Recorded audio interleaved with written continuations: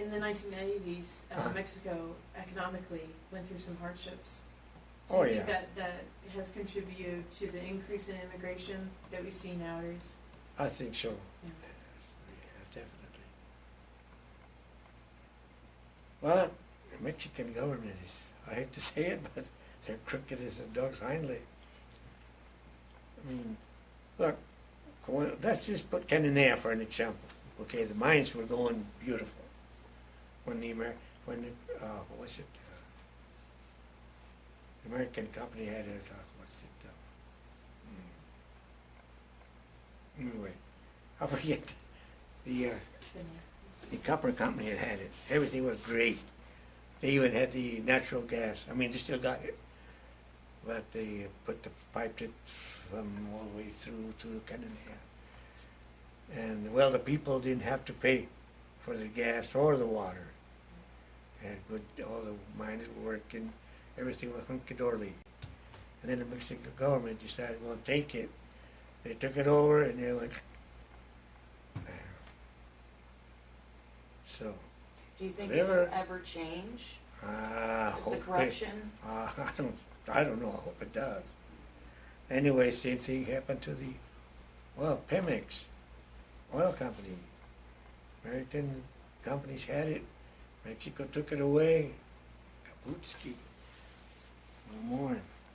So, mining and cattle and all that Mexico has taken over, nationalized. It's all been a failure. Well, that's because the big shots are there. It's all money for their pockets, you know. And the heck with little people. Yeah. Out of curiosity, your parents, Uh-huh. what did they do for a living? What did your dad do? My dad was a mason. He did a lot of buildings.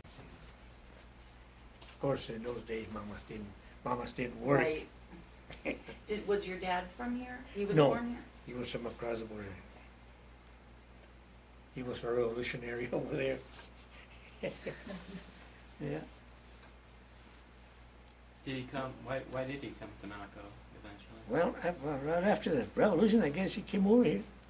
There wasn't much, no big fuzz. Just come over and apply for immigration. But I mean, no problem.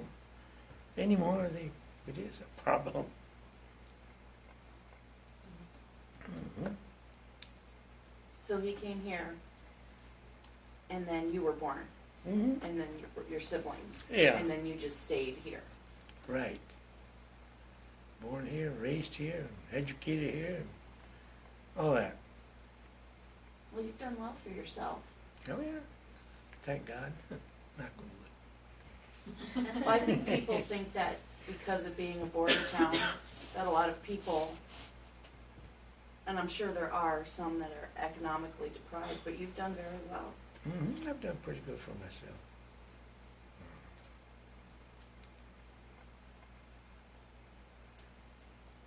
What is one thing about Naco that you love?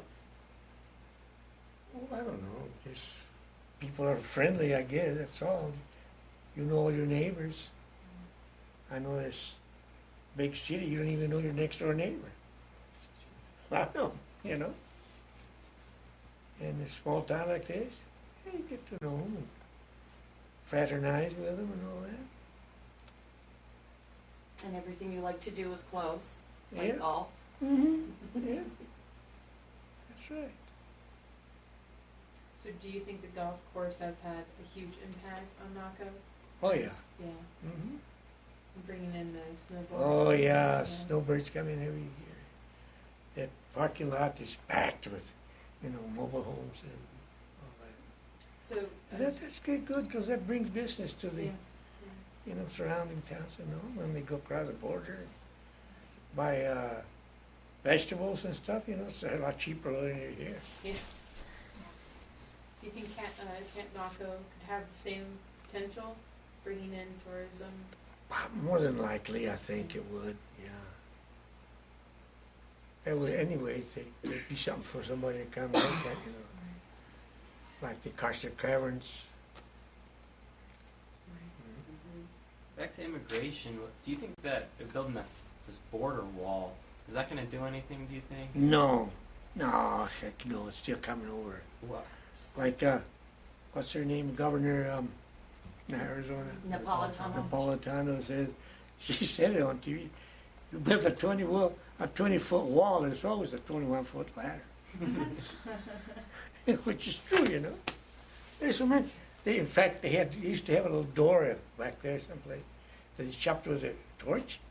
They used to open it and close it. I got caught at it though. Oh, that's good. Why, sure. Yeah, I get a torch, you know, always cut a square there and hinge it. What the heck, you know? So many people have migrated to the United States because of the corruption in the Mexican government. Uh-huh. Why don't you think people aren't starting to realize that they need to fix the government? Like, do you think a revolution's in store in Mexico? They need another one. That's what my father-in-law used to say. We need a revolution in this country, you know. Yeah, so you're right. Yeah, but anymore, I mean, you got to have somebody with a lot of guts to start it, you know. Not like that anymore. Like the Pancho Villa and all that, you know. Mm-hmm. I got a picture of Pancho Villa, by the way. Oh, really? I should have brought it to give it to you. Yeah, he was the first one that ever invaded the United States. You know that? Yeah. He went across border into Columbus, New Mexico. Yeah. And then they had Parachine from Fort Huachuca go on an expedition to look for him, right? Mm-hmm. They Oh, came yeah. out of Naco. Yeah. That was General Pershing, I think it was. They went after him. They didn't catch him. Yeah. Used to have a lot of gambling across the border. Where the immigration across the border is now. Mm-hmm. There used to be the Foreign Club. There used to be a casino upstairs, and that was during the Depression, you know, or Prohibition. Prohibition. Well, a bunch of cars parked along the border. We used to go up there and gamble and drink because they could. This place was dry, you know. There was a lot of bootleg whiskey going to Fort Huachuca, and I knew a guy, an old fella, you know. I say old because he was older than me, you know. A young man used to tell me. He said, I smuggled a lot of mezcal. He says, cross border on mules and donkey, you know, take it to Fort Huachuca. Said, you ever catch you? I said, no, never got caught. Booze brought a lot of money in those days too, you know. Mm-hmm. But Naco was very lively in those long ago days, you know. Because well, at the first place, it was border town. And you could go and come as you pleased. And they had gambling and booze, but they didn't have here. So a lot of people from over, maybe done whatever, used to come over. Naco was a booming town. If they say two stones wild, hell, nothing compared to what Naco used to be, you know. Naco was a wild town too. So was Bisbee. But Two Stone got the name, so. Mm-hmm. Because of the herbs, probably. Yeah. Oh, what were the herbs? I mean, a bunch of bandidos. Right? That they glorified and. Oh, yeah. Billy the Kid. All those guys, you know, they've been the big heroes now. I don't know. People ever read the history, they'll know about it. They don't teach them any more history, I don't think, in school like they used to. Mm-mm.